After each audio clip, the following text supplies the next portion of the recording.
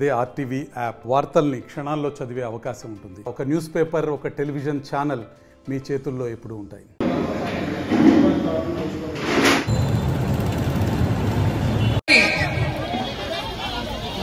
ఆకలి అనే మాట వాళ్ళు చూడకూడదు, వాళ్ళు వినకూడదు అని అన్నా క్యాంటీన్ ముందుకు తీసుకొచ్చారు.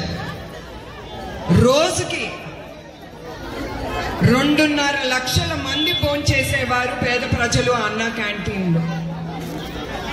అట్లానే ఒక్క సంవత్సరంలో 7.5 కోట్ల మంది భోంచేశారు అన్నా క్యాంటీన్. మీరు అవన్నీ మర్చిపోకూడదు.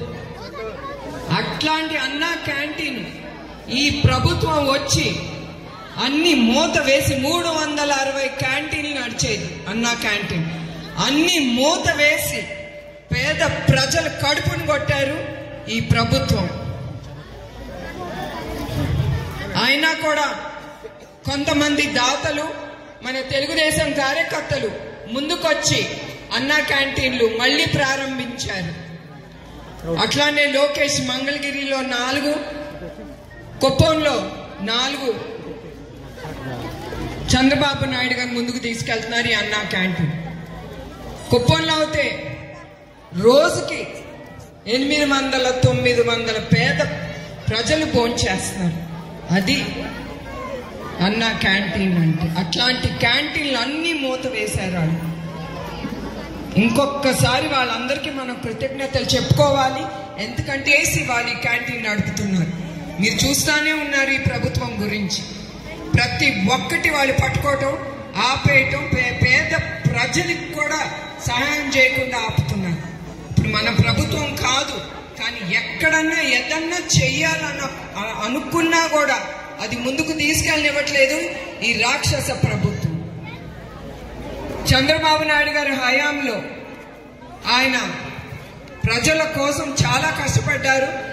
5 ఏళ్ళు రాత్రింబగళ్ళు ఆయన మీకోసం కష్టపడ్డారు, కుటుంబం కోసం కాదు.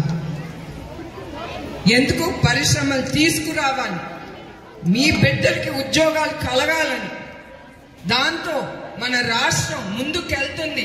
అది చూసి ఇతర రాష్ట్రాల నుంచి పెట్టుబడులు మన రాష్ట్రానికి వస్తుందనే ఆ కష్టం చేశారు ఆయన.